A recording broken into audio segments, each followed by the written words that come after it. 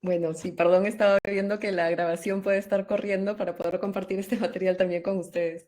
Em, bueno, creo que también de base partiría el que nosotros expliquemos qué es regenerativo para nosotros. Para nosotros esta visión o esta palabra regenerativo claramente es bastante amplia, abarca mucho y en ese mucho creemos que las áreas vienen por lo social, el vínculo comunitario, también el vínculo con el territorio y entendiendo el territorio, el ecosistema y también las personas que están en él, ¿no? Y en esa línea es que proponíamos este ciclo de encuentros. Hemos tenido dos encuentros anteriores. Uno fue sobre sostenibilidad financiera, ya que era la principal necesidad que nos manifestaron en este primer momento de encuestas o entrevistas que tuvimos. Después tuvimos otro encuentro sobre equidad de género, mirado desde la corresponsabilidad, trabajarlo con hombres, con mujeres, con niños, niñas, y cómo hacerlo desde la adolescencia, con esa intención también de vincularlo con esa salud emocional y también el vínculo comunitario, ¿no? Regenerar cómo podemos trabajar eso desde temprana edad.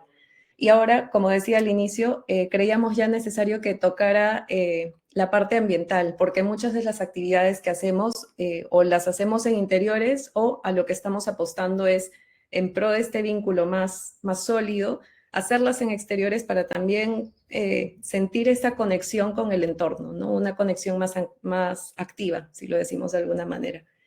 Y bueno, bajo esta premisa entonces hemos propuesto este tema, cuidar el territorio, entendiendo que es lo vivo y lo no vivo, o lo ambiental y lo personal, cuidarnos. Y cómo podemos ver esto desde la mirada de actividades, iniciativas o ONGs que ya lo hacen desde diferentes ecosistemas, ¿no?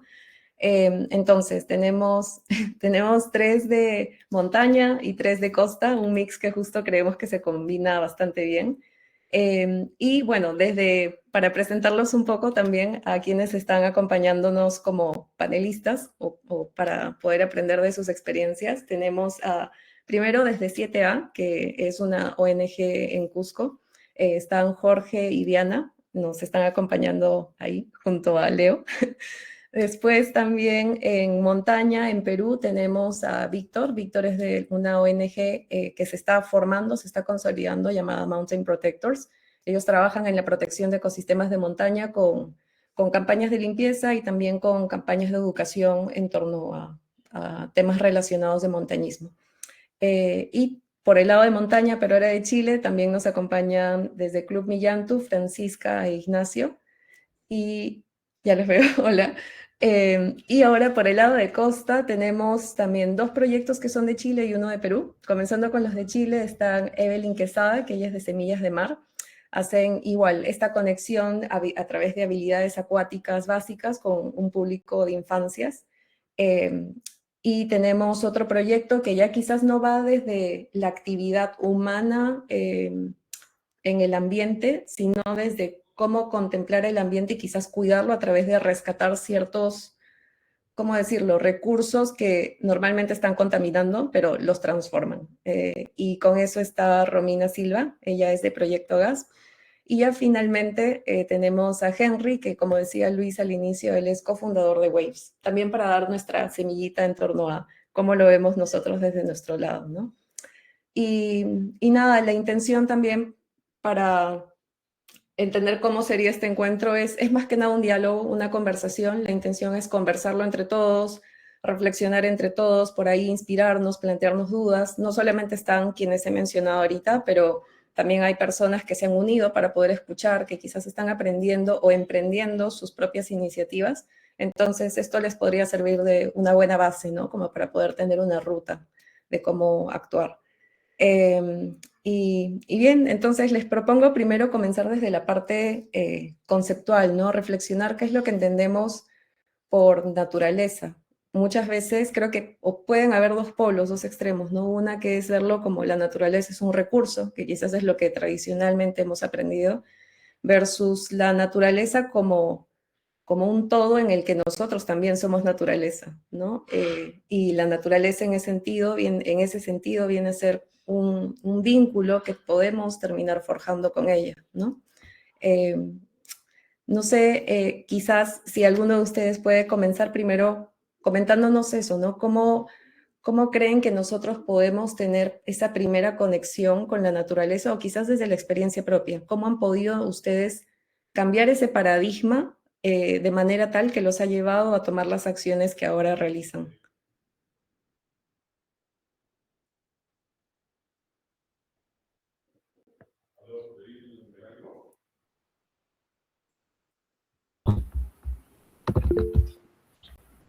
Sí, en el orden que deseen, la posta es suya. Ya. Hola a todos, a todas. Ignacio por acá, desde Club Millantú, Cajón del Maipo, región central de Chile. Gracias por la invitación y felicitaciones por esto que están haciendo. Increíble saber que hay más gente y más organizaciones en una sintonía.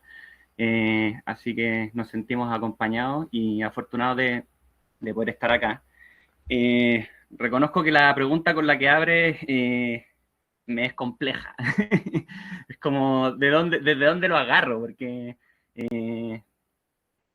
nada, hay demasiados como visiones en este momento como que se contraponen, pero lo que me nace espontáneamente es hogar, como que naturaleza es hogar, y eso se manifiesta en muchas cosas, desde lo práctico a lo espiritual.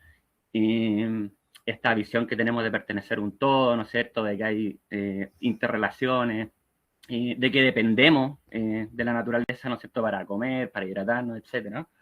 Pero también hay una noción práctica de hogar que es en el lugar en el donde estoy permanentemente y donde habito permanentemente. Entonces, que logro evaluar un espacio desde ese intangible cotidiano, ¿no es cierto? Más que de ese paseo que hago en las vacaciones a un parque nacional increíble y que después me voy y ya no tengo una relación y no veo ese intangible. Y yo creo que en mi experiencia me pasó que como escalador, yo vivía en Santiago, que es la capital de Chile, y venía a escalar mucho al Cajón y decía, yo conozco el Cajón, porque yo voy todos los fines de semana a la roca a escalar, pero cuando me vine a vivir al Cajón y entendí ese cotidiano y eso que no se puede explicar, que simplemente se incorpora en lo lento, en lo del día a día, encontré un hogar y entendí su naturaleza. Yo creo que ese sería para mí el concepto. Sí, Henry. Y antes, perdón, antes de pasar contigo, Henry, creo que justo, o para reformularlo de otra manera, justo eso que dices, Ignacio, quizás plantearlo desde cómo fue que cada uno de ustedes creó ese primer vínculo, ¿no? Que les permitió verlo de otra manera. Y ahora sí, perdón, Henry, continúa. Gracias, Elena. Concuerdo con lo mencionado antes, con la palabra hogar, pero a eso le agrego un poco la herencia, ¿no? Yo siento que pues he nacido en un espacio y todas las cosas que yo hoy respeto, que yo amo y que me ha logrado conectar con este entorno en el que practico estas nuevas habilidades con los chicos, ¿no? En el que hemos creado estos espacios, es directamente porque pues nací frente al mar, nací en una comunidad y desde mis padres, desde mis abuelos, he tenido ese acercamiento directo al mar, al océano, a la comunidad, ¿no? Creo que desde ese ámbito es en el que nosotros luego, cuando hemos empezado a hacer toda esta serie de actividades, de pensar en cómo contribuirle a la comunidad, cómo retribuirle lo que la comunidad nos da, lo que la naturaleza nos da, es que con ese sentido es en el que estamos trabajando hoy en día, ¿no? El sentido de devolverle a la comunidad, a la naturaleza, a nuestro espacio, lo que ella nos da cada día, ¿no? Gracias. Genial, gracias. Por ahí, bueno, igual nuevamente dejo el ritmo libre. Nada más ponen la manito para que alguien más sepa para no interrumpir. Quizás Jorge, Evelyn, Víctor. Sí. Buenas a todos, a todas. Yo estoy con el proyecto Semillas de Mar, aquí en la costa de Santiago de Chile también. Mi proyecto, bueno, el vínculo que he establecido con la naturaleza es desde muy pequeña, o sea, siempre donde me sentí más libre y más feliz fue cuando estábamos en la naturaleza. Y en particular con mi familia siempre, yo vivía en Santiago, pero veníamos a este lugar en Algarrobo.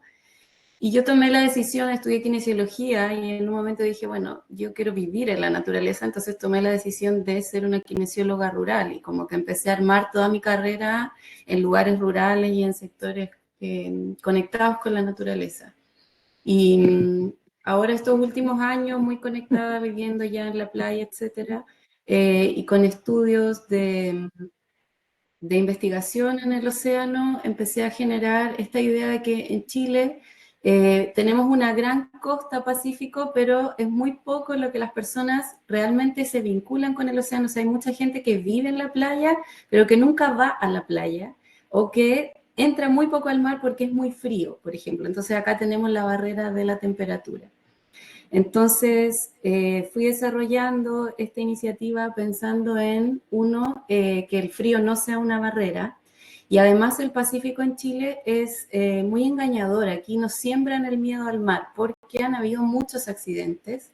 Y principalmente es por desconocimiento, porque la gente que generalmente son los accidentes son gente que viene de Santiago por 2 semanas y no conocen las corrientes, no conocen que hay cambio de marea, no conocen muchos detalles sobre el océano. Entonces, este proyecto va a generar esta idea de semilla, de que desde muy pequeños nos vinculemos a través de conocer cómo son los ritmos del mar, vencer un poco la barrera del frío usando la tecnología de un traje, y de generar esta interacción más permanente para poder vincularnos con el territorio de manera más profunda, porque vemos lo profundo que es cuando generamos una conexión con el océano. Eso. Genial, gracias, Evelyn. Y creo que Jorge, Diana, ustedes también iban a hablar. Sí. ¿Están todavía con el micro en off? Ahí está. Hola a todos, gracias, muy lindo escucharlos y estar en este espacio, gracias por la invitación. Sí, a mí la pregunta al principio me pareció así como, a ver, ¿cómo encaro esto? No tengo todavía una respuesta, pero sí me queda como de lo que han estado charlando, los chicos que nos han estado compartiendo, me resuenan mucho la palabra vínculo y hogar, porque, y creo que tiene un poco que ver con justo la idea de este encuentro, que es entender que lo que hacemos, entre comillas, por la naturaleza, lo digo entre comillas porque soy de las que se considera parte, tiene que ver desde dónde lo vivimos, desde el vínculo que tenemos, ¿no? En nuestro caso, de Jorge, bueno, Coco y yo, tenemos realidades de chicos diferentes. Yo nací en el campo, sí, muy en el campo, de hacerle ronda a los árboles con toda la familia y meterse en piletas de barro para sanarte. Y el Coco nació en la ciudad. Entonces yo creo que no tenemos una respuesta única de cuál es nuestro vínculo con el lugar. Y son cosas que se van como mutando y transformando con las vivencias cotidianas, ¿no? En eso estoy muy de acuerdo con Francisco de lo que le pasó cuando fue a vivir al Cajón del Maipo. Y personalmente nosotros dos trabajamos en un territorio donde ninguno de los dos nacimos, en una ruralidad donde la gente habla un idioma incluso que no es el nuestro. Entonces, creo que no sé si hay una respuesta como directa y universal de cómo nos relacionamos con el lugar, pero sí creo que todo lo que hacemos por nosotros indirectamente termina siendo por el lugar. Nosotros no creamos la asociación para hacer algo por el lugar o para conservar el lugar, ni tampoco empezamos nuestro proyecto por el lugar. Lo empezamos por nosotros, porque cuando llegamos lo amamos, así, nos enamoramos directamente, bajamos del auto y empezamos a correr como dos locos para un lado y para el otro, como, listo, ya está, quiero vivir acá, punto. Y de ahí en más, quiero vivir acá, este es mi lugar, no sé cómo, no tengo ni idea cómo lo pensamos, pero de ahí en más, ¿qué hacemos para vivir en el lugar? Y ahora que tenemos un hijo en el lugar, que nació en el lugar, es bueno, ¿cómo hacemos para que tenga lo mismo que nosotros vivimos ahora? Para que tenga agua sana, para que tenga montañas y calidad de aire. Entonces, indirectamente trabajamos por la naturaleza, pero en realidad lo trabajamos para nosotros. Así me encantaría decirlo más bonito, pero sí ser muy honesta conmigo misma. Lo que hago por el lugar lo hago por mí y por mi familia. Y de alguna manera todo lo que hacemos, la conservación por el gato, la siembra y cosecha, agua, etcétera, etcétera, etcétera, es porque siento que los gatos, la taruca y el agua son mi familia. Y es un poco lo que en teoría se predica dentro de la cultura donde vivimos, ¿no? Pensar que los apus son padres, madres, las lagunas son madres, ¿no? Son como, somos parte, eso diría. Qué lindo, y me parece de hecho una manera, tal cual has dicho, muy franca de decirlo, de plantearlo, pero creo que justo es esa manera en la que ya se manifiesta esta conexión de uno, ¿no? O sea, ya es identificarte a ti como parte de naturaleza. Entonces, al hacer tú por ti y para ti, estás haciendo por y para eso que tú contemplas también como tuyo, ¿no? Y qué bonito verlo de esa manera. Sí, Víctor. Hola, hola, ¿me escuchan? Hola chicos, con todos, muchas gracias por esta invitación, de verdad. Es la primera vez que participo en un evento en el cual he querido tocar esto al final porque quería escucharles a todos sus puntos de vista y de verdad ese sentimiento que cada uno tiene por la naturaleza es demasiado lindo, me gusta mucho. Y agradezco por también ese compartir, ¿no? que estamos teniendo y que es sumamente importante para ir tejiendo en este camino del aprendizaje. Para mí, pues, les voy a contar un poquito lo que yo hago, a qué me dedico y también cómo es que la montaña se metió en mis venas y de ahí no volvió a salir jamás. Entonces, pues yo vengo de una ciudad de Huaraz que está a la base de las montañas del Perú, de las montañas más altas que hay allá. Prácticamente pues nací en el pie de la montaña, pero decirles que la montaña me llamó a esa edad, pues mentirles, porque cuando tú eres niño y creces en un lugar y en un entorno como la montaña, lo primero que estás pensando que que te hacía dar ganas era irte a la capital, a Lima, para poder ¿no? llegar a, a esta ciudad donde había más oportunidades, donde había muchísimas más pues, cosas que hacer que en el campo, porque lo veíamos de esa manera. Pero cuando fue creciendo, también aquí hubo un tema muy personal que viví en una familia muy disfuncional porque mi padre era alcohólico, bebía bastante, y esto me hizo a mí de una u otra manera tener problemas en la adolescencia y me cambió por completo el hecho de poder, eh, vamos a llamarle, meterme a la sociedad. Siempre era la oveja negra porque tenía, hoy en día lo conocen como TDAH. Antes era simplemente el niño revoltoso, el que no podía estar quieto, el que era incapaz, y bueno, fui creciendo con esa visión del que el niño que no podía hacer nada, hasta que, bueno, a los 14 años yo ya tenía problemas muy serios de comportamiento y además ya problemas que desbordaron del hogar, de la casa. Y esto para mí fue algo, pues un proceso muy oscuro en mi vida. Y hasta que mi hermano, que ya practicaba el montañismo, me dice, ¿por qué no escalas?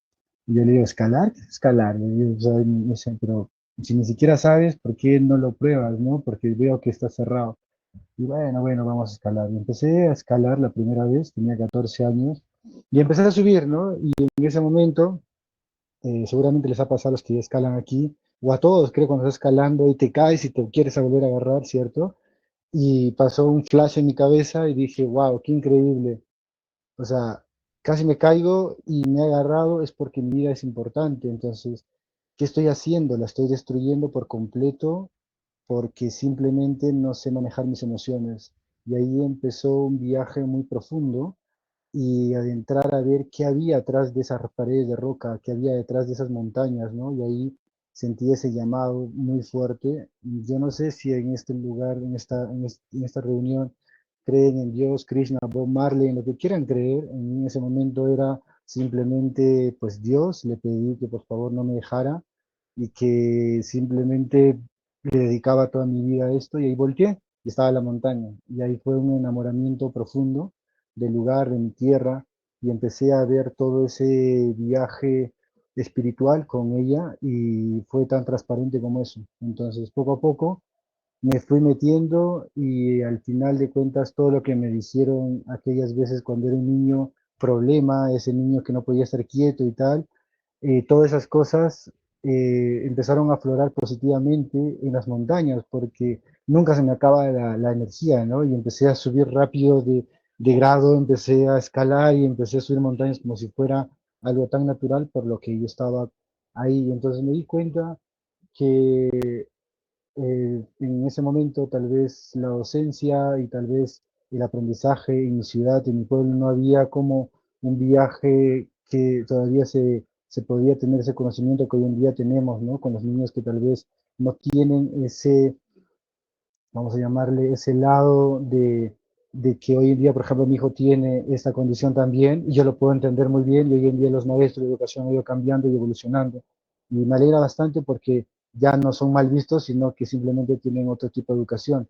Ahora, y eso mismo, volviendo a lo que les estaba comentando, me llevó a entender que en ese lugar existe un ecosistema demasiado mágico y que poco a poco se ha ido transformando, vamos a llamarle un lugar donde, aparte del turismo que ha ido creciendo en mi tierra, pues ha ido creciendo también con ello todo lo que trae el turismo, ¿no? Cosas positivas, pero también cosas no tan positivas.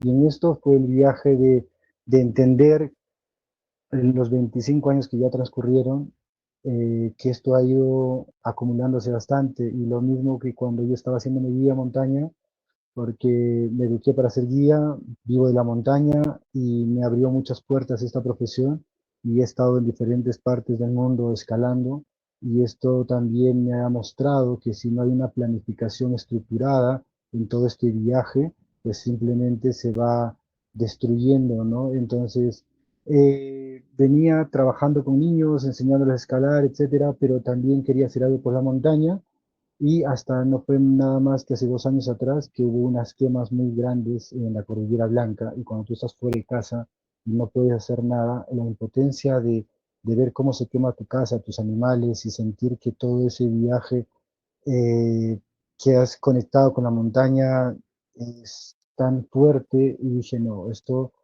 es lo último que quisiera para este lugar que tanto me ha dado y ahí empecé a trabajar y como lo dijo Elena en su momento, yo estoy aprendiendo porque yo estoy para hacer guía montaña, no sé nada de ser organizaciones, no sé nada de ser administración ni nada por el estilo y, y pues al final poco a poco he ido metiéndome y estoy en ese viaje de cada vez tratar de hacer genuinamente un poco más consciente el viaje de la persona cuando vaya a ir a estos entornos y podamos así convivir en este ecosistema que no nos hace unos a otros diferentes, ¿no? Más bien, como lo he escuchado aquí, este es nuestro propio hogar y también esto para nosotros es algo que nosotros formamos parte de la naturaleza. Entonces, yo lo podría definir con lo que les he contado, y perdónenme que me extendí mucho, es simplemente tenemos este y es nuestro único lugar y así es que, ¿por qué no hacer algo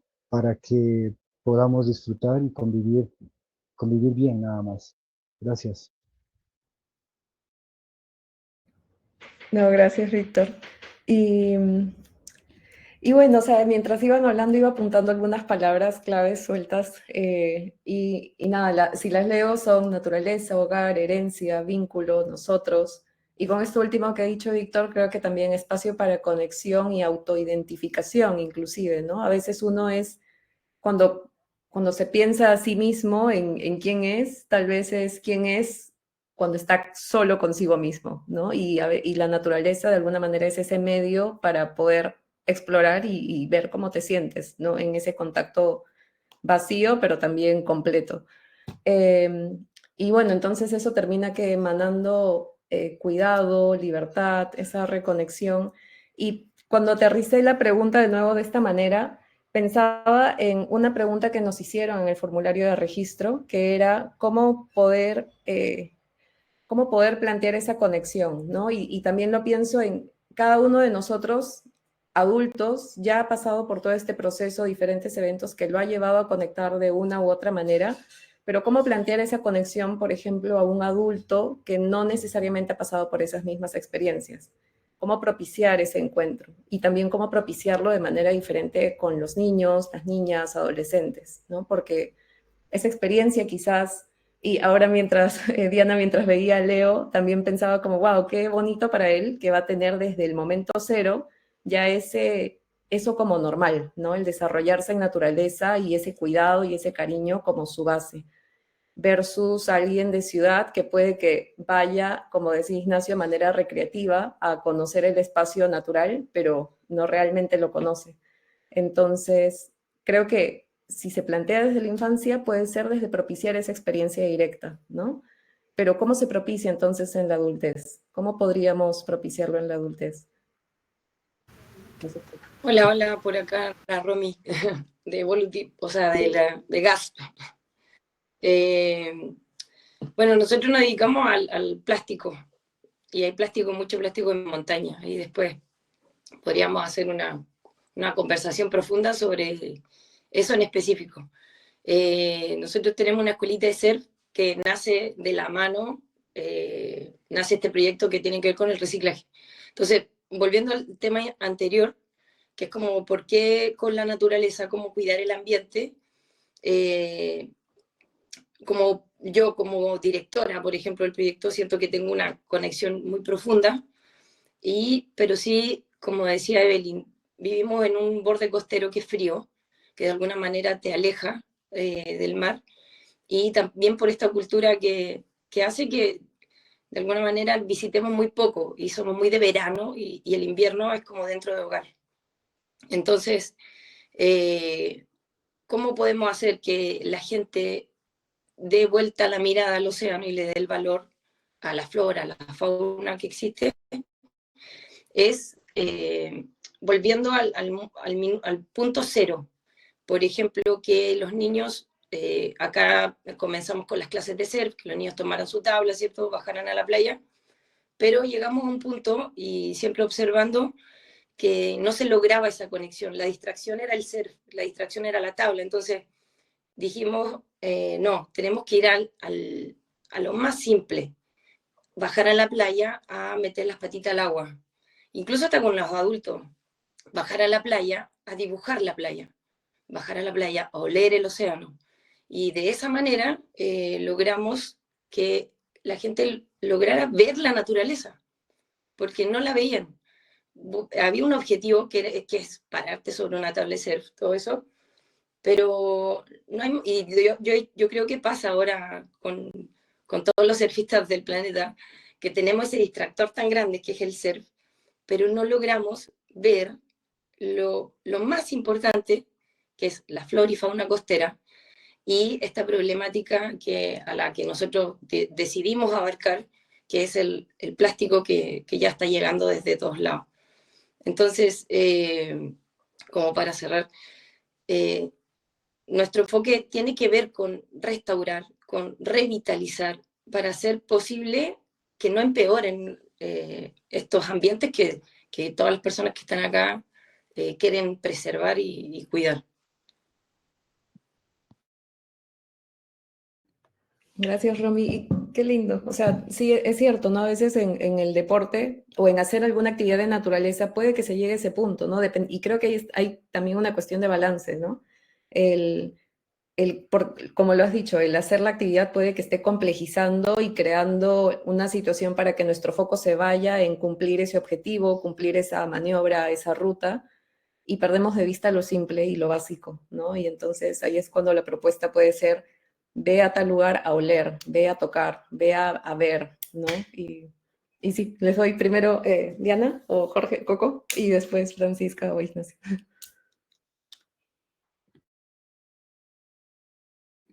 Otra vez estás con el micro en off. Saco la manito y no saco el micro. Me pasó que cuando levanté la manito pensé en algo y después con lo que dije, ay, se me olvidó el nombre de quien habló, pero cuando habló dije, wow, sí, no lo había pensado como distractor, me pareció súper interesante. Pero bueno, igual voy a decir lo que pensaba, que personalmente a mí me conmueve que con los niños las cosas pasan muchas veces por el ganar, el lograr, eso, ¿no? Porque los niños como que tienen más ese instinto de que, por lo menos a mí me ha pasado, ¿no? De que les gusta como lo lograron, o sea, eso es lo que les interesa. Pero bueno, ahí cuando en la pregunta lo preguntabas específicamente con los adultos, a mí con los adultos me pasa que la mejor forma como de conectarlos con el lugar es que vuelvan a ser niños, o sea, como divertirse, equivocarse, caerse, que les dé miedo, como la escalada da miedo, porque es como que es cada paso que tenés que hacer es como, uy, ¿y si ahora me caigo? Uy, ¿y si ahora no?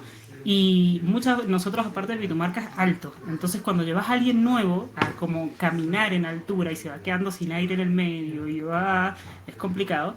Entonces es como desde que salen del auto ya es volverlos a ser niños. Te va a salir mal. O sea, es como no busques que esto sea necesariamente placentero. Es un espacio para que te rías de lo vulnerable que vas a ser. De que un niño le va a salir mejor que a ti, que en el caso de los hombres, perdón, yo que sé que todos no somos así, pero a los hombres de acá de las comunidades les cuesta un montón que una mujer lo haga mejor que ellos. Entonces es como, volvé a ser niño, te vas a equivocar y empecemos desde ahí.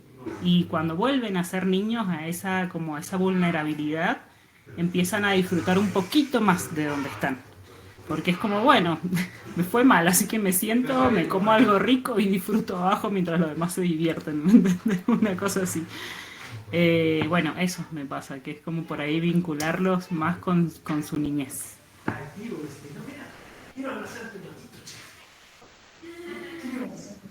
Súper, sí. Y bueno, después yo también pienso un poco más en voz alta, Ignacio. Me toca a mí, ¿no? Ya. Bien, de los conceptos que han salido, esto al final, ¿cuál es el vínculo que queremos que tengan con la naturaleza? Estamos buscando este vínculo profundo, ¿no? Que la vean como un hogar. Me gustó mucho lo que dijo la participante anterior, de que lo termina viendo como una familia, como, esto lo hago por mi familia, no lo hago por proteger un lugar en particular. Entonces, queremos llegar hasta allá. Y para eso, creo que uno, ¿cómo se siente cuando está en su hogar o con su familia? Se siente cómodo. Y lo otro es que también siente un vínculo que es amoroso, ¿vale? Entonces, ¿cómo llegamos a que la gente se sienta cómoda y sienta que ama el lugar donde está? Cuando en realidad, en general, hoy en día la gente le tiene miedo a la naturaleza. Como hay vecinos de acá que nunca han salido a caminar por el Estero, que es un lugar donde precioso, porque dicen, me puedo perder, voy a pasar frío, voy a pasar hambre, etcétera, como que, y solo esa barrera, que es muy mínima, hacen que no salgan. Entonces, facilitar que se sientan cómodos, y entonces hay que hacer una exposición progresiva y lenta. En eso coincido con la chica del surf, es como, quizás teníamos demasiado entusiasmo por sacarlo a hacer deporte extremo, y lo primero era llevarlo. Y nos ha pasado harto con los adultos. El solo de hecho que salgan a caminar es como un primer paso de sentir que este lugar ya no es una amenaza, sino que se acerca a un lugar cómodo y podría pensar que es un hogar. Y cómo ir progresando en eso, bueno, creo que el deporte es la herramienta que muchos hemos elegido como banderita de lucha final, en donde además ese beneficio solamente estar en ese lugar empieza a tener los beneficios propios que se sienten por la actividad física. Y esa lluvia de endorfinas y de la experiencia, estar con los sentidos atentos y abiertos. En eso a mí me gusta mucho la escalada. Creo que, bueno, tiene esta emoción que puede ser un poco aterradora, pero estás definitivamente con todos tus sentidos ahí activos. Entonces, es muy común ver esta experiencia reveladora que tuvo Víctor. Yo me sentí muy identificado. A mí me pasó eso cuando fui a escalar primera vez en roca y fue como, me explotó la cabeza, no sabía cómo explicarlo. Entonces dije, ya. Sí, esto es lo que yo quiero replicar. Esta va a ser mi herramienta para que la gente se sienta que está en su hogar cuando está en la naturaleza y tenga un vínculo amoroso que diga, esta podría ser mi familia también, y desde ahí promover el cuidado ambiental. Entonces, eso. Y lo otro que creo que es importante es que tiene que ser algo que sea sostenido en el tiempo. El contacto un solo fin de semana puede tener esta experiencia reveladora, ¿no es cierto? Puede ser una pequeña introducción, pero necesitamos que sea algo sostenido en el tiempo y de manera progresiva, y por eso creo que ahí es muy importante que el trabajo sea muy local. De repente uno tiene como un poco esta ambición de que todo el mundo surfee, que todo el mundo escale. Bueno, partamos por los vecinos. Y desde aquí, como que, y uno se da cuenta lo complejo y lo difícil que es sostener esa experiencia y ese relato en el tiempo, pero cuando se siembra así, la cosecha es súper interesante. Sí, me he quedado pensando en varias cosas. Evelyn. Sí, súper de acuerdo con cómo se ha ido armando la propuesta, como también pensaba desde los miedos y este miedo que muchas veces la gente enfrenta en ir a la naturaleza. Bueno, primero saber que ese miedo hay que enfrentarlo y una de las maneras es con conocimiento, entonces que las personas sepan un poco, no sé, del clima que van a vivir ese día, que los niños, en este caso conmigo, hacemos un análisis del ambiente antes de entrar, sabemos que hay oleaje hoy día, entonces nos vamos a mover de esta manera, etcétera. También pensé en la idea de que hayan múltiples aproximaciones en las sesiones, entonces estoy de acuerdo ahí con lo que comentaba recién, de que no sea solo una experiencia, sino que hay que sostener algo en el tiempo. Y en esas múltiples aproximaciones poner como pequeño objetivo. Entonces, hay una sesión en la que quizás voy a trabajar más desde lo sensorial del tacto, por ejemplo, en tocar las patitas de la arena, tocar conchitas, tocar rocas, las algas. Un día nosotros, medusas, por ejemplo, ya nadamos entre las medusas. Otro día más desde lo visual, desde la observación, desde el ver con lentes bajo el agua. Otro día desde más la respiración, que va a incluir el olfato y el control de bajo el agua, fuera del agua. Entonces pensaba como esa idea de múltiples aproximaciones con pequeñas cosas más que un todo rápido con todo, o poner pequeños objetivos. Y la última cosa que integrar la emocionalidad, por supuesto, tanto con niños como adultos, como lo comentaba recién el compañero, como de sentirse en casa, sentirse cómodo, sentirse con amor. También implica que en las experiencias vivamos, integremos eso, cómo me siento con miedo, me siento frustrado, cómo integro la frustración, o me siento súper extasiado, cómo también regulo esa emoción tan grande, entonces eso.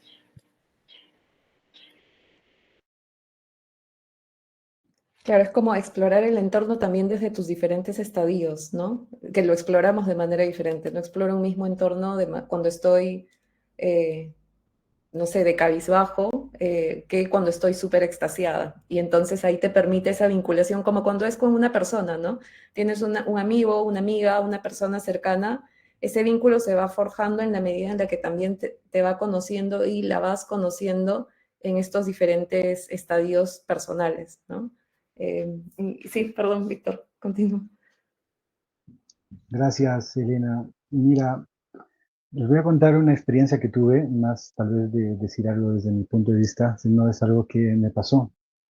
Hace unos años atrás, en el año 2018, nosotros empezamos a trabajar con varios proyectos y en esa etapa quisimos llevar a un lugar como la montaña, subir unas cumbres muy pequeñas de 5.200 metros para que la gente pueda tener su primer acercamiento, ¿no? Y así pueda adentrarse a este mundo, como lo dijo Francisco, que la gente le tiene mucho miedo, respeto, etcétera. Entonces, y además de esto, también desde el lado en el que yo vivo, existe mucho lo que también he escuchado, ¿no? El lado, vamos a llamarlo como su nombre, mucho machismo, ¿no? Es todavía muy cerrado, muy a ese lado. Entonces, y dijimos, ¿por qué no creamos un evento para chicas y que solamente sean las chicas, etcétera? Entonces, pusimos a otras chicas que tenían experiencia para que puedan ser las líderes y nosotros atrás le dábamos todo un soporte como guía de montaña. Y así fue. Entonces uno, pues como guía de montaña dice, ok, voy a hacer así, así, así, tienes todo un plan, ¿no? Cómo vas a llevar las cosas, cómo vas a hacer todo. Pero la verdad, todo el plan y todo lo demás, claro, en la parte técnica funcionó como debía funcionar, pero hubo algo mágico que pasó en aquel entonces. Sucedió que yo nunca había visto toda esa energía femenina que había detrás de ese grupo que se formó. Llevamos a 25, 27 chicas, desde edades de 57 hasta 13 años, a la montaña y todas subieron a la cumbre. Pero previo a eso, nosotros tuvimos un evento de una clase de yoga en una laguna que está cerca de la ciudad de Huaraz. Y en ese lugar, pues, nosotros nunca tuvimos preparado nada, o sea, más que la clase y que todos podemos conocernos diciendo nuestros nombres, pero salió algo muy interesante y es que a través de ese primer espacio alguien se paró y dijo, yo estoy, mi nombre es tal, he venido por esto, y también deben de saber que estoy aquí por una situación difícil que estoy pasando y quiero conocer la montaña porque algo me llama y no sé qué es, etcétera. Y fue un relato muy emotivo. Se paró la siguiente persona e hizo algo muy parecido y así entendimos que había todo un lado que no le estaba prestando nunca atención, ¿no? Y era el lado, vamos a llamarle, de ayuda psicológica a las personas a través de lo que nosotros veníamos haciendo. Entonces, obviamente no quiero tocar ese tema como médico, pero sí una parte importante cómo se puede ayudar a través de la naturaleza a todas las personas. Y en ese momento me di cuenta que había una vamos a llamarle, una forma de aprendizaje diferente a lo cual nos estábamos enfrentando y era como todas las chicas subieron a la montaña de diferentes profesiones, de diferentes condiciones sociales, socioeconómicos, entonces, y eso es lo bonito, ¿no? De la montaña, que une a todos y todos tienen frío, todos tienen sed, todos tienen hambre, todos se deshidratan, etcétera, pero esa unión era muy, muy interesante. Entonces ahí sentí que obviamente faltaba eso para que muchas personas adultas y también jóvenes y niños les hace falta para que puedan conectarse con ellos y ser nosotros tal vez ahí el interruptor de que puedan tener ese espacio seguro para que puedan lograr ello. Ahora, desde mi experiencia como guía en ese evento, entendí muchas cosas y una de ellas que las quería compartir era que cuando nosotros como guías de montaña estamos subiendo siempre a las montañas, tenemos una responsabilidad, ¿no? A veces las personas van por alguna razón más allá incluso de lo deportivo. Entonces, y en ese viaje, pues te van contando su vida, sus historias, y uno va escuchando y obviamente les da otras opiniones desde otras perspectivas que uno obviamente ha vivido a través de la montaña y con ello las personas van soltándose y les cuento, a veces me ha tocado ser negocio que quebró, no sé, abuelito que falleció, pues tantas cosas que pueden haber pasado estas personas y que a través de ese viaje de acompañamiento que uno hace como guía, pues va comprendiendo la labor que tal vez uno puede aportar, ¿no? Entonces también ese lado creo que es muy importante para poder conectar con más personas adultas ya que todos estamos curando algo, todos estamos sanando de algo y todos tenemos esa necesidad de ser escuchados. Entonces creo que aquí hay un espacio en el que realmente podemos conectar niños, jóvenes y adultos. Eso quería compartirles. Gracias, Víctor. ¿Y Henry? ¿Querías agregar algo? Gracias, Elena. Justo lo que acabo de escuchar que Víctor mencionó se refleja mucho en las cosas que nosotros hacemos aquí en Wave, ¿no? Y gracias, Víctor, en verdad. Eh, bueno, desde la primera idea de Waves, que nació acá cuando estos chicos llegaron y fundaron la organización, nos reconocieron que había un territorio que tenía un sinnúmero de necesidades, ¿no? Una comunidad de pescadores que ni siquiera sabían nadar, ¿no? Entonces ellos nacen de la visión de acercar a la comunidad a un mar, a su propio territorio, ¿no? Algo que les pertenece. Creo que esa primera visión que tuvieron, que luego se fue graduando con la idea de que en algún momento esto iba a ser un territorio turístico, ¿no? Y que iba a generar toda esta economía azul, ¿no? Que hoy en día se ve mucho más fuerte. Creo que ha sido alucinante lo que se ha logrado, ¿no? Y creo que esa misma conexión que se ha ido trabajando durante años ha sido prácticamente por la constancia de los programas que hemos realizado, ¿no? Y eso refleja también valores de la organización, ¿no? y que luego se ven reflejados también en la importancia del adulto cuidador, ¿no? De la persona que dirige estos proyectos, del coach, del mentor, de la persona que está ahí guiando a los alumnos, ¿no? Y ahí hay una nueva, y ahí es donde viene pues realmente el trabajo que se hace dentro de las organizaciones, ¿no? Víctor mencionaba de que uno termina haciendo ese trabajo de psicólogo, de acompañamiento, de asesoramiento mucho más cercano, que muchas veces los niños no tienen en casa, ¿no?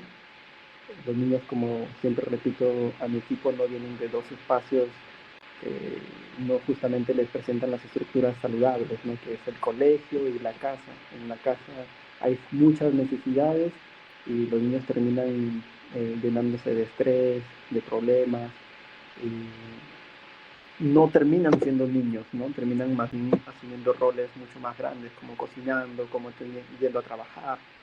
Y bueno, nosotros como Waves, y creo que también ustedes son ese tercer espacio, ¿no? Donde los niños pueden ir y directamente ser niños, jugar, disfrutar. Y sí, pues simplemente ser niños, mantener el corazón alegre, y creo que esa es una gran medicina. Dentro de los espacios que nosotros abrimos, el primer proyecto ha sido el surf, esa primera conexión con la naturaleza, con el océano, con el mar, ha sido increíble, ¿no? Y creo que eso es algo que se ve reflejado también desde nuestro lado, y bueno, los años de experiencia. Hoy en día ya tenemos más de 17 años, y los niños que vienen a nuestros talleres son hijos de jóvenes que han pasado por nuestro programa, que han tenido un resultado y que hoy en día confían y envían a sus niños a nuestros programas. Gracias, Elena. No, gracias a ti y a todos. Y de hecho, también para yo no perder la idea de las cosas que iba apuntando, con lo que decías, Diana, de volver a ser niños, o sea, cómo conectar al adulto con la naturaleza es haciendo que vuelva a ser niño y que disfrute, que se caiga, que se divierta, que sepa que no necesariamente le va a salir bien, ¿no? Y me acordé tenemos un amigo por Waves que tiene una escuela llamada Alto Perú en Lima, y una vez tomé una clase con él, y me acuerdo, yo tenía miedo, estaba en la tabla, y me dijo, te vas a caer igual, entonces, ¿qué te queda? Disfruta tu caída. Y lo que dijiste me resonó por completo, ¿no? Porque es cuando ya sabes que te va a pasar, es como, ¿por qué me voy a agobiar? Mejor lo disfruto de una vez sabiendo que me va a pasar. Y luego Ignacio recalcaba lo del trabajo local, y ahí también creo que todos coincidimos, y lo que acaba de añadir Henry, ¿no? Esa importancia, de hecho, al menos en Waves ya la vimos con ese trabajo en 17 años, ¿no? El trabajar con la comunidad local ha permitido digamos que ese vínculo también entre la organización y las personas que están ahí, de manera tal que continúan mandándose, ¿cómo decirlo en corto? Se termina creando este ciclo virtuoso, ¿no? Donde ya hay esta confianza y ya es para ellos también normal, o es ese estándar de esta manera me puedo relacionar con mi entorno, ¿no? Y eso es de todas maneras lo que permite ese trabajo sostenido, que era lo que recalcaban. Y que también creería de alguna manera como con esta gratitud que se puede expresar con el territorio, cuando todavía inclusive somos personas que no necesariamente somos locales de ese lugar. Es una suerte de reconocimiento y retribución de tengo que comenzar a trabajar contigo más que con un ajeno, ¿no? Darle el lugar que le corresponde a las personas del territorio local. Y ya, perdón que he apuntado tantas cosas. Y en cuanto a las barreras también que mencionaba Evelyn, lo del miedo, sí, definitivamente el conocimiento ahí suma bastante en poder también amortiguar ese temor inicial que puede haber, ¿no? Y, y bueno, a través de diferentes metodologías, al menos en Waves, tenemos esta metodología de 5 pasos, donde también se va trabajando técnicas de respiración, estando en el lugar, donde es una metodología, digamos, no de corto plazo, sino de largo plazo, que va con 3 fases y que va de manera progresiva, justo lo que mencionaban, no va desde la creación de un vínculo de uno con uno, después esa creación de vínculo de uno con un todo de equipo, y después esa consolidación de el equipo con el contexto, o sea, con mi comunidad, de manera tal que me puedo proyectar a hacer algo con intención, justo para con mi entorno.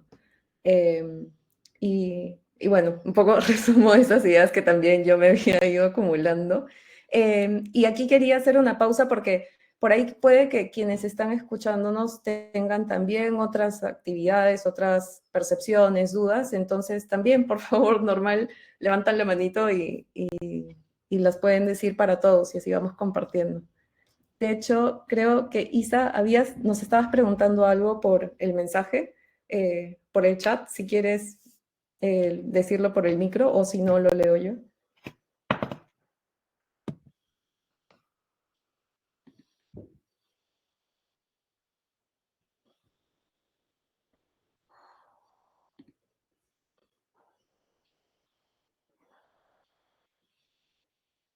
Bueno, Creo voy... que se desconectó, por Sí, eso. eso estaba viendo, creo que no está presente, pero Isa nos preguntaba sobre experiencias respecto a la soberanía alimentaria dentro de los procesos de respeto ambiental.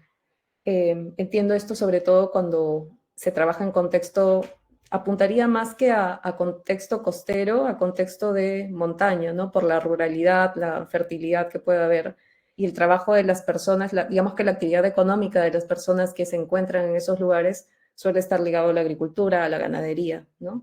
Eh, y bueno, ella preguntaba eso, sobre experiencias respecto a quizás cómo articular esa soberanía alimentaria dentro de ese proceso de respeto ambiental. No sé si alguno de ustedes tiene alguna recomendación, algún insight en torno a eso. Sí, Diana. A nosotros nos ha pasado, bueno, nosotros trabajamos hace 11 años en el lugar. Antes teníamos iniciativas en otros lugares porque vivíamos en otros lugares. Y en estos 11 años han pasado varias cosas, entre ellas que como es un entorno periglaciar, se ha intensificado los efectos del cambio climático, ¿no? Entonces han pasado cosas como años sin lluvia, años con mucha lluvia, años con heladas cuando no tiene que haber heladas, etc. Entonces, las familias con las que nosotros trabajamos, o sea, para hacerlo muy rápido, es un proyecto como demasiado amplio, diría yo, para resumirlo todo, pero los valles donde trabajamos son propiedades o son territorios de comunidades campesinas originarias, que históricamente han vivido o de las alpacas o del cultivo de papas para autoconsumo, básicamente, casi todo es autoconsumo. Entonces estos efectos como de intensificación de eventos extremos por cambio climático ha hecho que haya años que directamente no producían. Y nosotros, digamos, como empezamos como proyecto de escalada, que en un entorno más escalador típico, como que no tiene nada que ver con la seguridad alimentaria. Pero cuando vivís en el territorio, o sea, las familias con las que estás trabajando no tienen que comer. Entonces es como medio ridículo que le digas, ay, conservemos este pie de vía para que no se erosione cuando están tratando de sobrevivir, ¿no? Entonces es como medio... bueno, y ahí se crearon varios proyectos que tenían que ver con la conservación en sí, pero muchos tuvieron que ver con siembra y cosecha de agua, principalmente para poder asegurar el flujo de agua en época seca para sus productos y reforestación. También, bueno, agrandamos algunas cochas o lagunas de altura y algo que personalmente a mí me parece muy importante es que los territorios que empiezan a verse influenciados y necesariamente son influenciados. Eso es, para mí, que no lo veamos seríamos medio miopes, ¿no? Pero cuando nosotros empezamos a trabajar en un territorio y desarrollar algo diferente a lo que siempre se desarrolló, va a haber un cambio. Vos podés taparte los ojos y trabajar en lo tuyo y ya está, o podés tratar de compatibilizar lo que vos estás haciendo con una forma de vida que sea acorde a lo que estaba antes, digamos. Entonces, lo que hemos intentado hacer siempre es que, si bien se desarrolla económicamente el lugar de una manera diferente, que las personas no dejen de trabajar en sus alpacas o en sus cultivos tradicionales para poder, no sé, limpiar el baño para el turista, ¿me entiendes? O no digo que una cosa tiene que ir por sobre la otra, porque no sé si hay no sé si hay prioridad, tampoco sé si nosotros podemos ponerla, creo que eso es un trabajo, o mejor dicho, es el reconocimiento de cómo evolucionan las cosas. Pero sí creo que cuando vos empezás a incidir en un territorio, tenés que buscar la manera de compatibilizar y de visibilizar que lo que se hacía antes es necesario también. Y que no por ganar plata, bueno, el famoso dicho, ¿no? Que cuando se muera el último pez, se agota el último río, no sé qué otra cosa más, no te vas a poder comer el dinero. Entonces, como cuando vos tratás de generar un proyecto de desarrollo en un lugar, no podés dejar de priorizar lo básico, que es la soberanía alimentaria. Quizás no trabajas directamente en eso, como sembrando, cosechando agua, pero tenés que tenerlo en cuenta dentro de tus prioridades cuando les propones algo, porque si no, se desvirtúa demasiado el territorio, los vínculos, las relaciones entre las familias. Y bueno, no sé si se entendió. Sí, totalmente.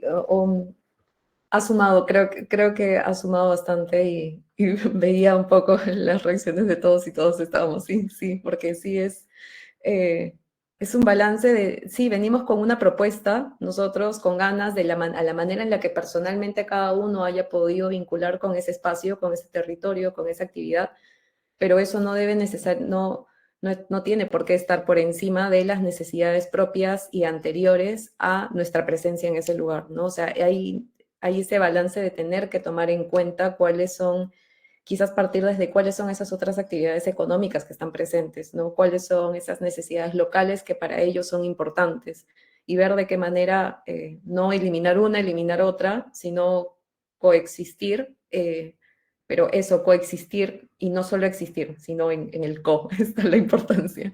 Y sí, Andrea, perdón, querías agregar algo. Hola con todos. Gracias por esta reunión. A ver, no se activa mi cámara. Ahí está. Bueno, yo soy Andrea Castillo, soy ecuatoriana, vivo actualmente en Cerro Castillo, en Chile, y tengo un proyecto desde hace, ya van a ser 5 años, que se llama Octavos de los 30, donde hacemos mucho de lo que todos hacemos, ayudar a comunidades a sostener el ambiente y nada, me gusta mucho, es la primera vez que puedo juntarme, Elena viene hablando conmigo mucho tiempo, pero no he tenido el tiempo y ahora realmente estoy muy agradecida de conectar con todos ustedes. Siento que algo que yo me he sentido mucho en este tiempo es la soledad de estar aplicando esto por mi lado, por el otro lado, de estar frustrada. Y esto no lo hago por el dinero, lo hago porque amo a las comunidades indígenas y porque estudié desarrollo rural, es mi carrera. Entonces sé cómo hacerlo, pero ahora veo, no sé, 21 personas, es un montón. Entonces siento que esto gracias a iniciativas regenerativas puede empezar como algo para que creemos cosas grandes, porque estar solos por esto es desgastante y como no es nuestro trabajo, no ganamos dinero de esto necesariamente, termina por ahí en el aire y a la final esto no es la idea que sean proyectos que no sean sostenibles, sino que se puedan sostener en todos nuestros territorios. Y gracias a todos por conectarse. Quería agradecerles mucho por conocerles, les estuve escuchando y recién ahora podía hablar. Gracias, Andrea. Y sí, definitivamente también esa es la idea a la que apuntamos, por la cual se propone este espacio, ¿no? Poder, en el encuentro anterior, cuando preguntábamos sobre una recomendación, hablábamos de equidad de género y estábamos con una organización de México. Y a quien estaba representándola nos decía, la recomendación que les doy es no lo hagan solas. O sea, ella hablaba para las mujeres. Decía, no lo hagan solas, no tienen por qué hacerlo solas. Busca a tu tribu, busca a tu comunidad y junten esfuerzos. O sea, busca, identifica esas otras personas que también tienen esas ganas de poder hacer ese cambio de una u otra manera. Y juntos van a poder al final, digamos que lograr algo de una manera más articulada y mejor. Y, y bueno, no sé si alguien más quería agregar algo sobre esto, sino quería preguntarles también ¿Qué transformaciones, quizás yendo más en torno a las actividades que cada uno realiza en el marco de su organización, ¿no? Como 7A, como Club Millantu, como Proyecto GASP, en el marco del nombre del trabajo que cada una hace, ¿qué transformaciones han observado en los niños, en las niñas o en los jóvenes cuando tienen esta actividad directa en la naturaleza, cuando están de forma activa en la naturaleza?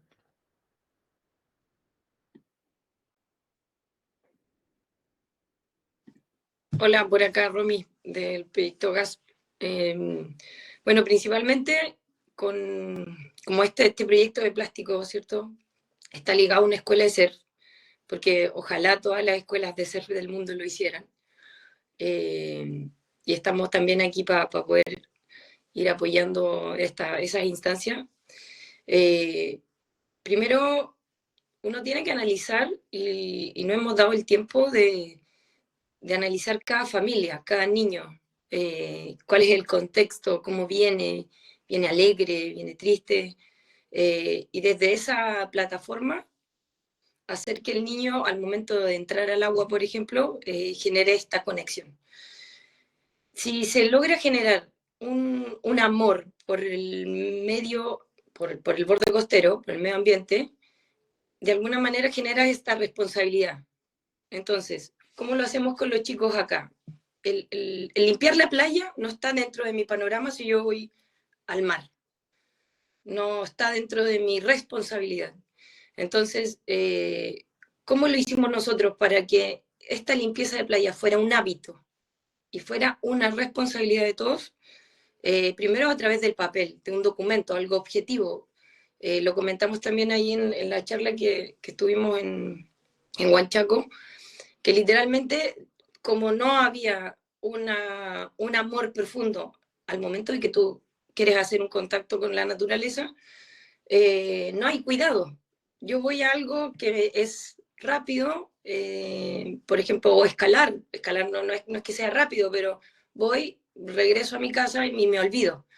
Entonces, relacionado con el medio ambiente o con el plástico, lo que hicimos fue que los papás rellenaron una hoja, que era una hoja de responsabilidad, donde el papá se comprometía a que el niño sí iba a poder y sí iba a participar de las limpiezas de playa, de forma obligatoria.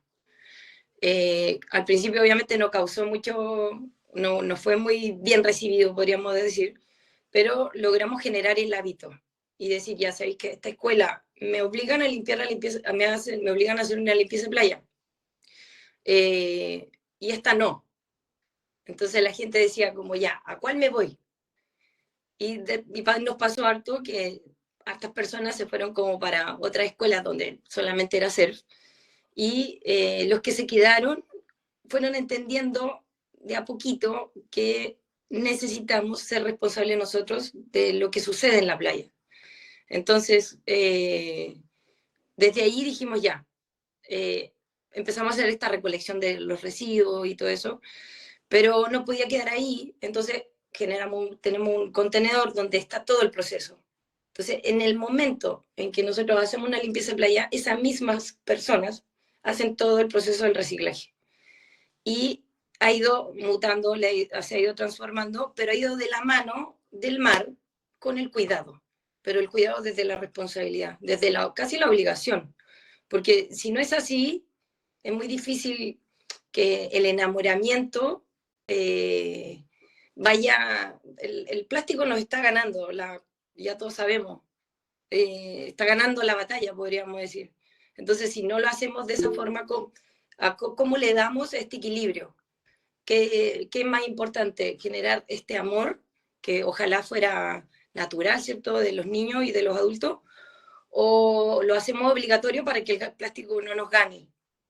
Entonces, desde esa mirada, lo que hemos tratado de hacer es hacerlo así, como un tira y afloja todo el tiempo. Y la verdad que hemos tenido buenos resultados.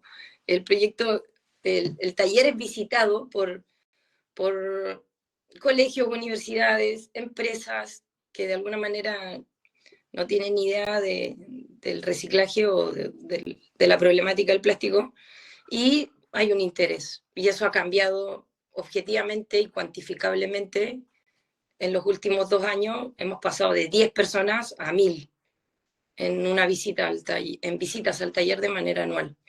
Eso.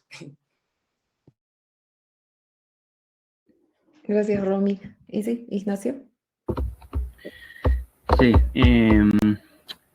Bueno, primero, respecto a lo de las transformaciones, yo creo que hay dos patrones de transformaciones que han sido muy bellos con el proyecto de escalada. Ejecutamos un proyecto que se llamaba Escalando por el Barrio, y que básicamente era sacar a escalar a los vecinos y vecinas de la localidad del Manzano, que es uno de los 7 mejores lugares de escalada de Chile, y donde el 90% de los vecinos no escalan, o no han tenido esa aproximación. Y ahí yo creo que se dieron dos transformaciones muy bellas, tanto en niños, niñas, adolescentes como en adultos, y que fue como que se corrieron los límites, o se diluyeron algunos límites. Los límites personales, mucha de la gente mencionó al terminar el taller, era como vencí el miedo o enfrenté el miedo a la altura, que era que pensé que algo que nunca iba a poder enfrentar, o hice algo en mi vida que pensé que nunca iba a poder realizar. Entonces hubo como esta experiencia vital significativa. Y también se diluyó un poquito el límite de lo social. O sea, la gente con menos recursos evidentemente tiene menos acceso al equipo de escalada, y podemos salir con niños de distintos niveles socioeconómicos y familias de distintos niveles socioeconómicos. Era como, ok, aquí diluyimos esa barrera social, y teníamos gente de todas las condiciones, por así decirlo, compartiendo un mismo espacio en donde no estaba esa barrera. Entonces yo creo que esas transformaciones han sido muy bellas. Y por otro, hay otra comunidad que creo que está empezando a transformarse también, o que se está levantando la problemática, que es la transformación que ha tenido o que está aportando con la comunidad escaladora, ¿vale? Porque hay un boom de la escalada a nivel mundial. Yo creo que en Chile además está particularmente intenso, y el hecho de plantear el proyecto de la escalada y la dinámica que tiene con el entorno natural, en donde, dependiendo de donde uno lo tome, pero en general la evidencia nos está golpeando en la cara de que tenemos una dinámica negativa con el entorno. Como que la transformación que se está dando es que estamos hablando de eso. Como que, ya, quizás la escalada es un deporte muy hermoso, muy en contacto con la naturaleza, pero que tiene que repensarse para que la relación sea armónica, no sea conflictiva. Y ahí me tomo mucho de lo que dice Romina, que es cómo logramos que los hábitos que tenemos al ir a escalar hoy en día se transformen, tengan otros hábitos, y que pasemos de dejar un impacto negativo al no dejar huella, que es la meta ahora, a dejar una buena huella. Como, ya, si yo cada vez que voy a la playa recojo bolsas, estoy dejando una buena huella. Si yo voy al cerro y cada vez que voy, por ejemplo, repongo materia orgánica, estoy atacando la erosión. Y si dejo un poco de agua, estoy ayudando a pelear la sequía que tenemos acá, y de la que también somos culpables, esta deforestación acelerada en los sectores de escalada. Entonces, ya, no dejemos de ir a escalar, transformémonos en jardineros, en aportadores cotidianos, con acciones muy pequeñas, pero sostenidas en el tiempo. Yo creo que esa es la transformación más a largo plazo y más ambiciosa que tenemos. Sí, total. Y también este tira y afloja que decía Romina, y que también decía, o de alguna manera creo que se vincula un poco a eso, lo que acabas de decir, Ignacio, va en torno quizás este equilibrio entre la proposición y la petición, ¿no? Hay cosas que sí, o sea, tenemos que proponerlas, pero también no sé, viendo ya no es cambio climático, ya es crisis climática. Entonces, ante una situación de crisis hay necesidad de también tomar una acción y poner una medida, y eso es de alguna manera ese balance el que va forjando ese hábito, ¿no? Y ese hábito que cuando se vuelve hábito, cuando hay esa recurrencia, cuando es sostenido en el tiempo, es el que termina generando esta transformación a largo plazo de la que hablabas, ¿no? Y bueno, también pensando en cómo nos comunicamos con personas, lo que decía Romina también, ¿no? Cómo ese mensaje puede llegar hacia afuera de una manera asertiva, ¿no? Cómo puede ser, porque Aleya, por ejemplo, plantear ese caso, nos decía que no era necesariamente lo mejor recibido por las personas externas, ¿no? Había un choque. Entonces, pienso ahora en otro tipo de choque. Muchas veces se crea esta jerarquía, ¿no? De yo sí cuido, tú no cuidas, o este discurso moralista, si lo llamamos de alguna manera. ¿Cómo podemos o cómo han ustedes abordado ese equilibrio, cultivado esa manera de comunicar de una manera más asertiva, tratando que no caiga en ese discurso moralista? ¿Han tenido esa situación, han estado en esa situación? Me queda esa duda. Sí. Ignacio. Sí, definitivamente. De hecho, varias veces pensamos en hacer esta publicación como del escalador bueno y el escalador malo, ¿cachai? El que va y destruye y escala por los nidos, y el que no, y mira el nido y deja escalar y todo eso. Y es difícil como no ser autocrítico también. De hecho, la vuelta de, oye, yo soy escalador, yo impacto en el lugar al que voy, me costó personalmente, como decir, ya, soy el problema, como ya. ¿Cómo intento al menos abrir el tema? Y de ahí yo creo que de nuevo la respuesta es muy local. Como que hay que convocar demasiado a la gente que está habitando ese entorno como un hogar. Y esas son las personas que creo que están llamadas a levantar una propuesta, ¿vale? Entonces, en esa línea fue que hicimos un encuentro, convocamos a la comunidad escaladora local, dijimos, ya, hablemos de escalada y impacto medioambiental. Invitamos a algunos expertos que mostraron evidencia científica, mostramos la evolución de los sectores de escalada que en los últimos 10, 15 años realmente se han hecho tiras. Y entre todos dijimos, bueno, tenemos, primero, o sea, de hecho, tuvimos que ir un poco más atrás, como, no quedamos a hacer, es como, estamos de acuerdo que hay algo que está mal. Esa fue la primera, como, tenemos un consenso ahí. Y para nuestra sorpresa, había muchas opiniones diferentes. O sea, para lo que nosotros era una situación clara, había un montón de matices. Entonces creo que para caminar hacia un hábito sólido, claro, necesitamos este consenso colectivo. Ojalá fuera mundial, pero eso no va a pasar, entonces hagámoslo con las personas que habitamos ese lugar. Y de ahí salió un consenso que es bastante básico, de hecho. Como que uno mira el producto, nos costó un montón, fueron 6 meses de trabajo, y uno lee el documento y dice, bueno, pero esto es obvio, ¿cachai? Como, no haga fuego. Sí, pero tuvimos que conversar y decir, ok, ¿el fuego es un problema? Sí, ok, entonces, ¿qué les parece si proponemos formalmente que hacer fuego está mal? Propongámosle. Dale, siguiente tema. Escalar una ruta que tiene un nido. ¿Está bien o está mal? Sí, ya, está mal. Tenemos el consenso. Diagnóstico. ¿Qué proponemos localmente? Y ahí hay millones de opciones, como no se escala la ruta y 3 rutas hacia el lado, se cierra el sector. Salieron todas opciones. Bueno, ok. Como no podemos imponerlo, sugiramos que no se escale la ruta y propongamos que en un mundo ideal, si tú sabes que hay ruta, anda a otro sector donde no haya, ¿vale? Y bueno, tenemos ese primer producto y hubo mucha gente que se entusiasmó con eso, dijo, oye, pero yo también quiero proponer criterios de esto.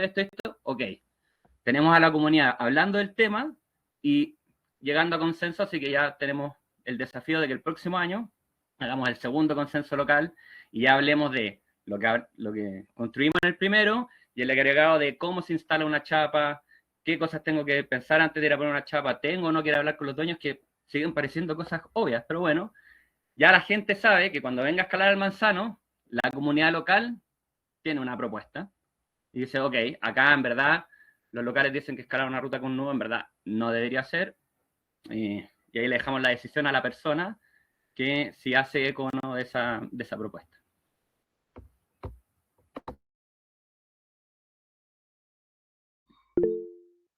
Sí. Yo voy a ser honesto, no nos sale no ser moralistas. A ver, yo creo que, como dice acá el compañero, Francisco, ¿no?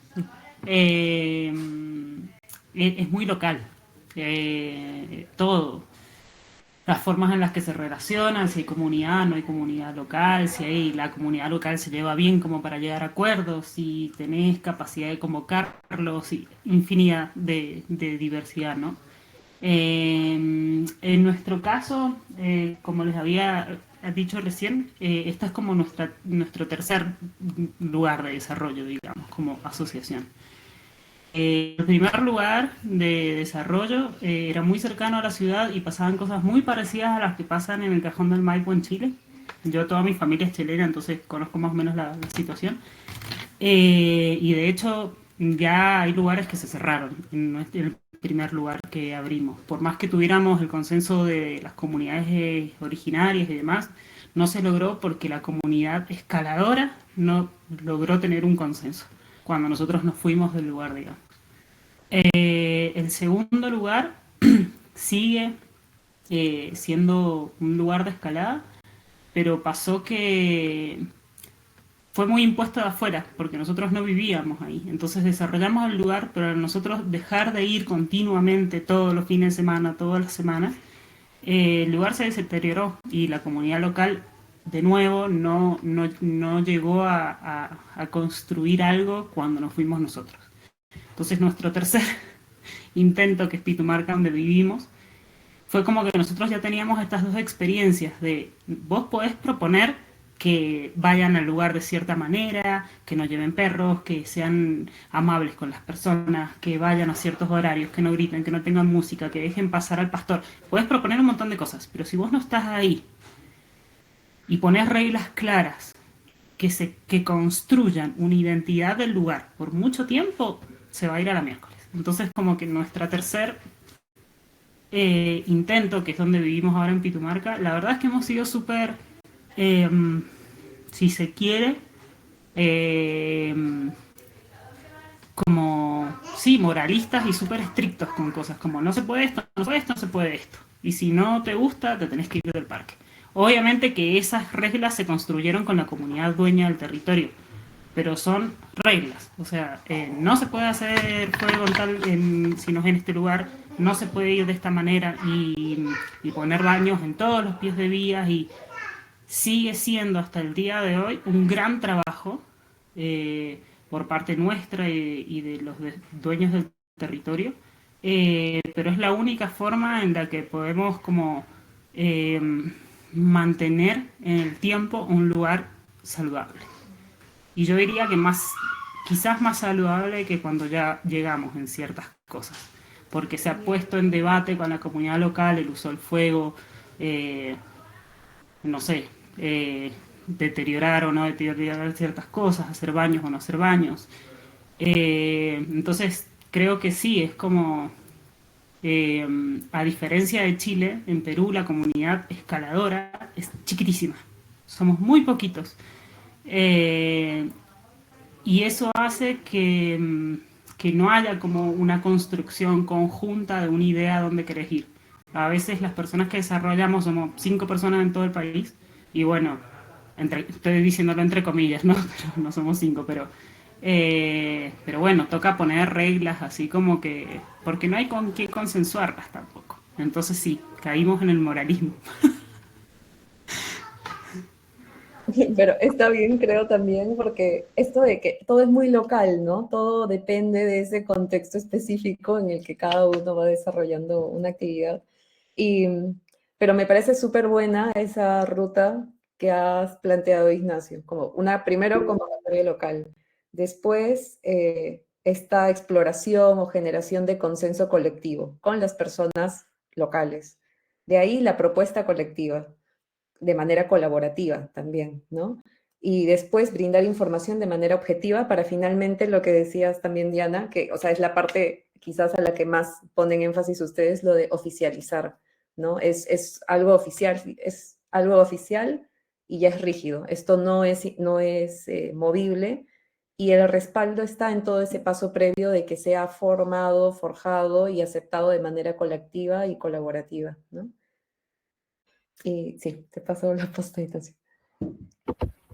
Sí, creo que algo que es súper importante cuando hablamos de lo local es que las personas que están ejecutando estas cosas tienen que vivir en el lugar.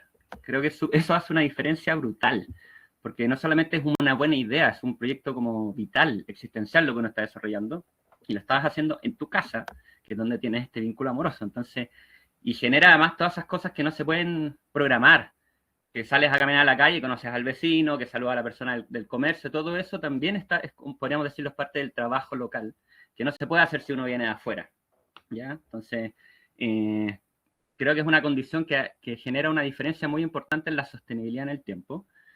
Pasó que restauraron un sector de escalada acá hace como yo diría que unos 10 años, y claro, fue una intervención muy bonita, muy potente, pero que se acabó la intervención y de ese día en adelante empezó el deterioro. Entonces nos dimos cuenta que teníamos que ser nosotros los que estábamos acá, los que hiciéramos esas intervenciones y que las vigiláramos y que las proponiéramos. ¿Bien? Entonces, eso. Y lo que menciona acá Diana, creo que es la colega, creo que tienen muchas virtudes allá en Perú, que sean poquitos quizás es muy positivo, porque se van a poder poner de acuerdo más rápido.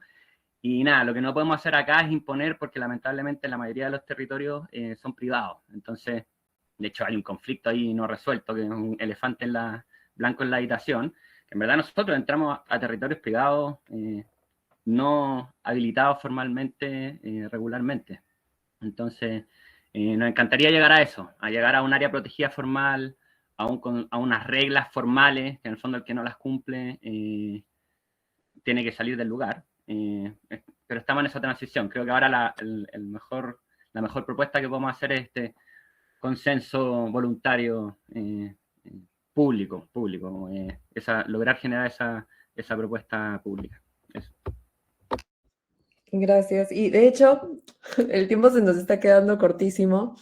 Habían otras preguntas, pero antes de cerrar, porque sí creo que para respetar un poco tiempos, por ahí nos extendemos 10 minutos, lo siento, pero sí quisiera que terminemos con esta pregunta, porque hay personas que nos han preguntado puntualmente cómo han hecho para. Entonces, ¿qué alianzas comunitarias les han permitido sostener su proyecto? Pensando ya desde esta, quizás no vamos a poder profundizar en corresponsabilidad ahorita, pero aunque sea para dejar esa seña, de qué elementos, qué alianzas han sido cruciales para ustedes el poder realizar para poder sostener su propuesta.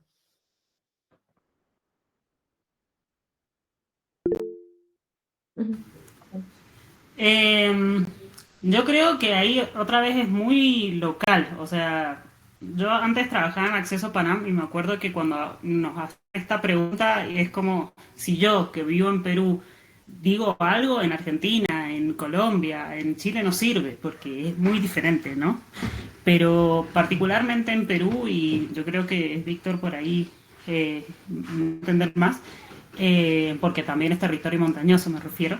Si vos no tenés el consenso con la comunidad local, para mí está destinado al fracaso, básicamente.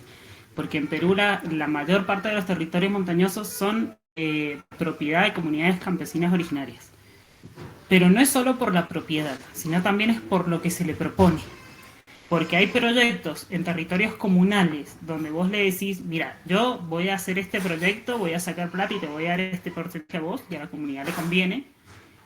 Pero en el momento, o sea, para mí eso tiene como un intervencionismo muy, bueno, esto va a sonar muy zurdito, pero es muy capitalista, ¿no? Es como, yo voy a sacar esto y te doy una parte. Y bueno, yo no sé qué puede resultar de eso. En Perú, específicamente, esos proyectos no han terminado muy bien, como es el caso de Jatumo Chay, que hoy en día es como que está tratando de repuntar, pero tiene ahí una connotación negativa muy grande. Y la otra propuesta es, bueno, a ver, hagamos esto juntos. Pero ahí viene una parte también muy importante, que es cuánto vos podés dar como desarrollador sin obtener nada. Porque la verdad es que en mi caso, digamos, son 11 años de trabajo en un lugar donde yo no saco ni un centavo.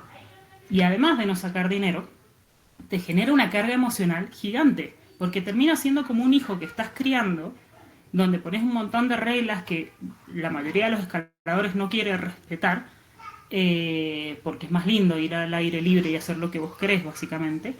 Entonces, creo que ahí implica un trabajo interno de la organización, de yo como desarrollador, qué quiero dar y qué voy a estar recibiendo.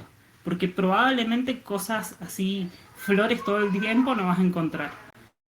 Y ahí es donde vuelvo a lo primero que te dije cuando intervine. Yo hago esto por mi familia, porque amo vivir donde vivo. Yo estoy enamorada de las rocas donde nací, donde nació mi hijo, mejor dicho, donde yo renací. Es mi familia el lugar. Entonces hago esto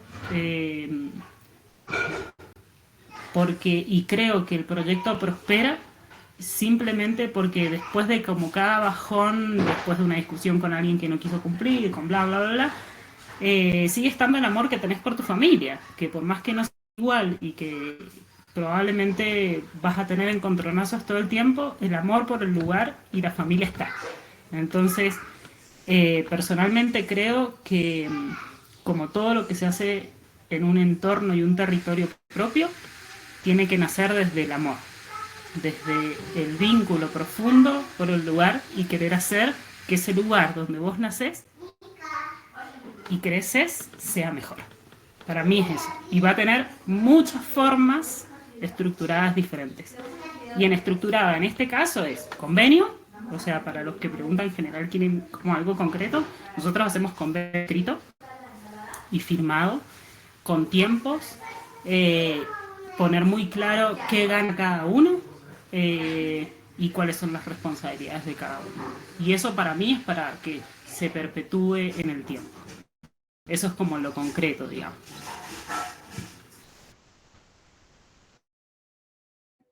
Ya, gracias, Diana y Henry, y de ahí Evelyn. Gracias.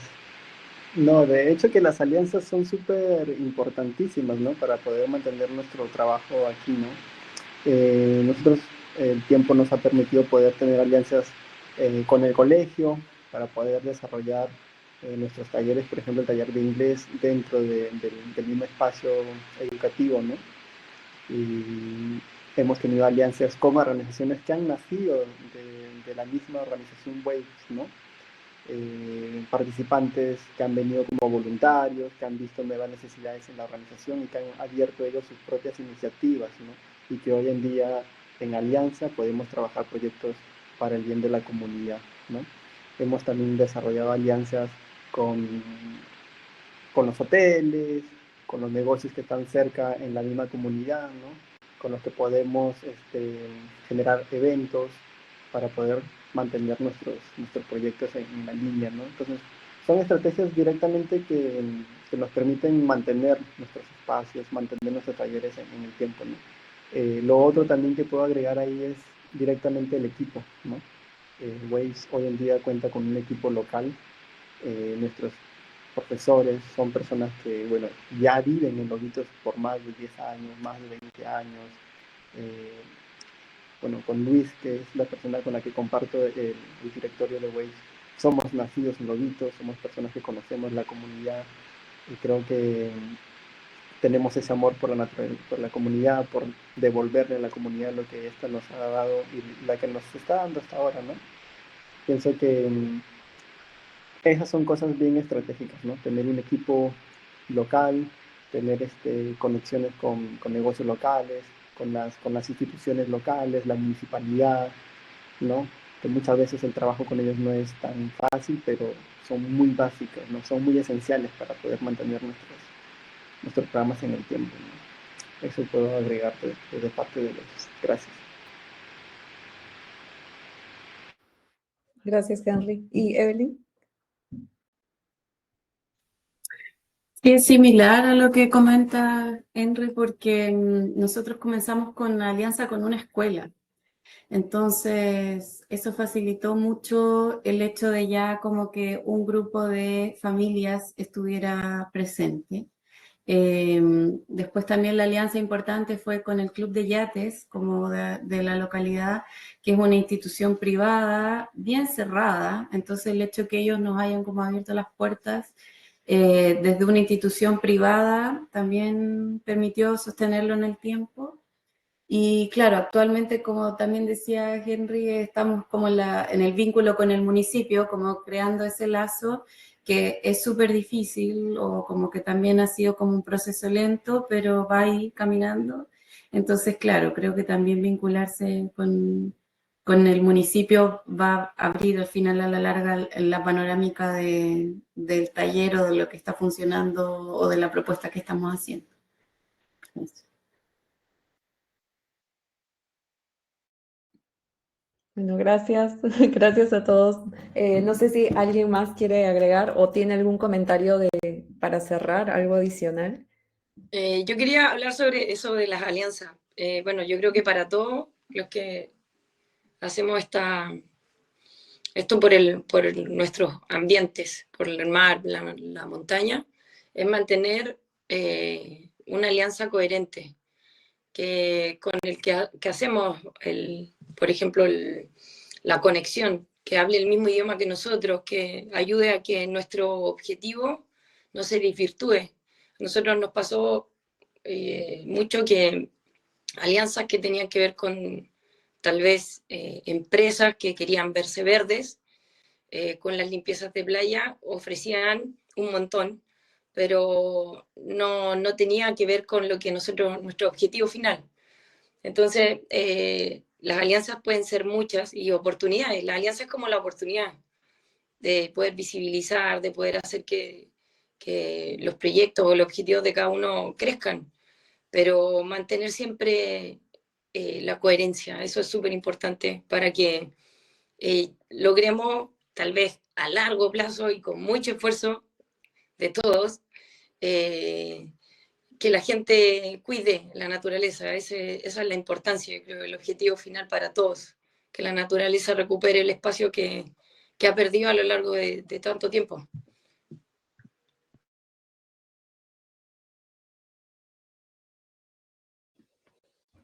Sí, muchas gracias, Romina. Y sí, creo, o sea, de todas maneras siempre está esa importancia de la coherencia entre los valores internos y los valores de quienes decidimos que se sumen a nuestras, digamos, a nuestro objetivo, ¿no? Si el valor no es compartido, termina, lo que decía, desvirtuándose.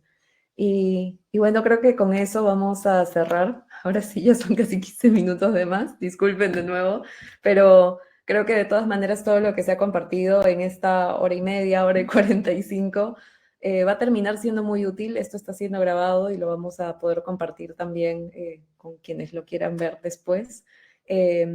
Y, y me parece valioso porque muchas de las personas que se registraron, no sé si todas estén aquí presentes, no pedían definiciones ni teorías, sino pedían algo práctico y entender cómo desde la experiencia otras personas ya lo vienen haciendo, ¿no? Porque esto que se ha repetido durante todo este encuentro, no hay una respuesta definitiva, todo es muy local y tener esa percepción de cómo ha funcionado en un lugar, cómo ha funcionado en el otro, ir a la base, a lo simple de todo, es lo que nos permite quizás trazar esa ruta de cómo movernos, ¿no? Entonces, nada, de nuevo muchas gracias, gracias infinitas a todos. Y nada, les estaremos compartiendo ya más información sobre algún otro encuentro o actividad que queremos. Muchas gracias a todos. Gracias, Elena, por la gestión. Muchas gracias. Gracias a todos. Gracias. Hasta pronto. Gracias. Hasta pronto. Gracias.